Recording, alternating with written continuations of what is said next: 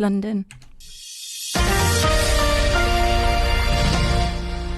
Now, there was a protest at Lambeth Town Hall this afternoon over the demolition of Central Hill Estate, organised by Extinction Rebellion Lambeth, Radical Housing Network and Save Central Hill Community. They are protesting against the controversial estate regeneration programme as they believe that the council is replacing council housing with unaffordable homes.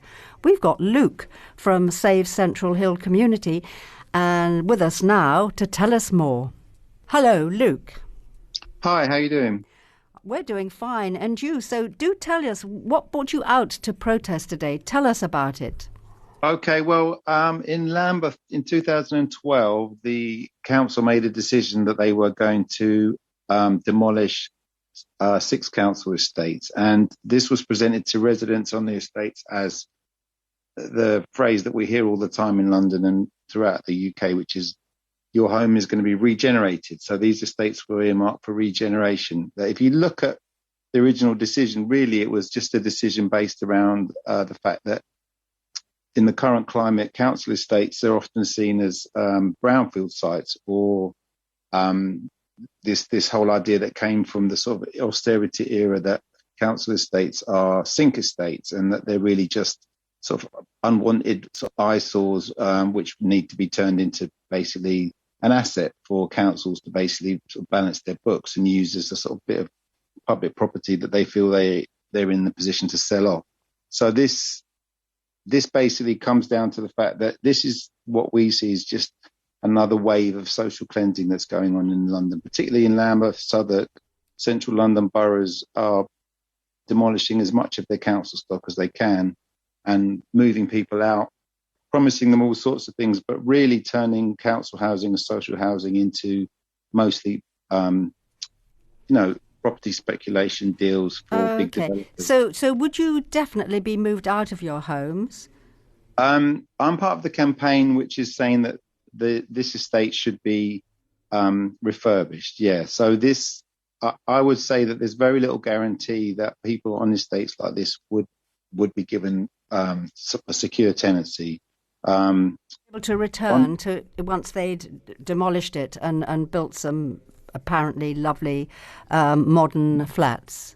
Yeah, so on Central Hill and on all the sort of homes, all the sort of new builds that are going to be put up in Lambeth, in theory, it's going to be something like 60% for private sale, 17% so-called affordable, and the rest at what they call council rent, which is not really a secure council tenancy. So really, it's just a sort of smokescreen, I think, for moving people out and do you know of the Central Hill estate, how many are actually council owned and how many are private? I don't have the exact figures on me, and it's very hard to get information out of the council about. But what I would say is that at this point, we think Lambeth has spent something like 200 million on Homes for Lambeth, and that includes, I think they've spent something like 70 million on buying back leasehold properties, which is council flats that people have purchased themselves.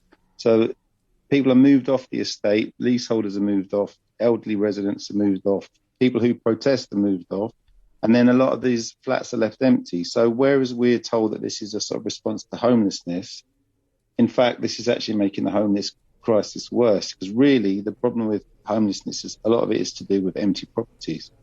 I'd say that leaseholders and council tenants are treated equally badly in these sort of situations.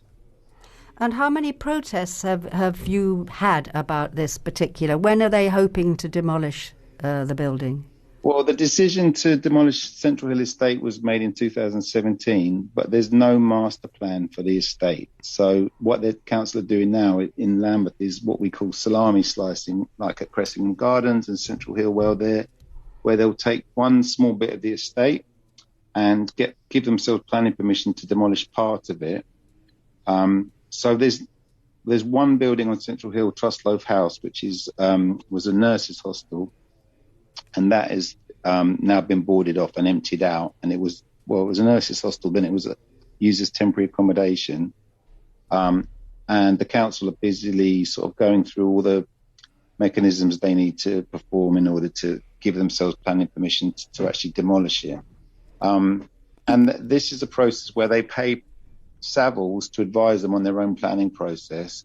So they're really kind of marking their own homework, if you like. They are, if you look at the way the council works, there's a small cabinet, and it basically, the people that manage Homes for Lambeth also manage the planning department. They also manage their response to the climate emergency and the Citizens' Assembly. So there's really no scrutiny. And just a final question, sorry about that. We just wanted to ask you about your slogan, refurbish, not demolish. Could you tell us a bit more about that, just briefly? Yeah, so I think that what councils like Lambeth are doing now is they're latching on to all the arguments that are being made about the environment, and they're trying to present regeneration schemes as environmentally friendly. So they're comparing, they're saying these new homes are going to be more environmentally friendly, but what they're doing is they're comparing modern buildings are more sort of energy efficient, but they're comparing what they're proposing to put up with what's there now. Whereas in fact, if you were to retrofit these flats, i.e. make them better insulated, that would be much, much, much cheaper and more energy efficient in terms of the environment. It would be, so basically, we think this is a con. We think people are being ripped off. I'm awfully sorry. We have to stop you there. Yeah. Okay, sorry. I'm so sorry. No, it's so difficult for you to stop because there's so much to say. But thank you very much for your time, and that's all we have time for the moment, Luke.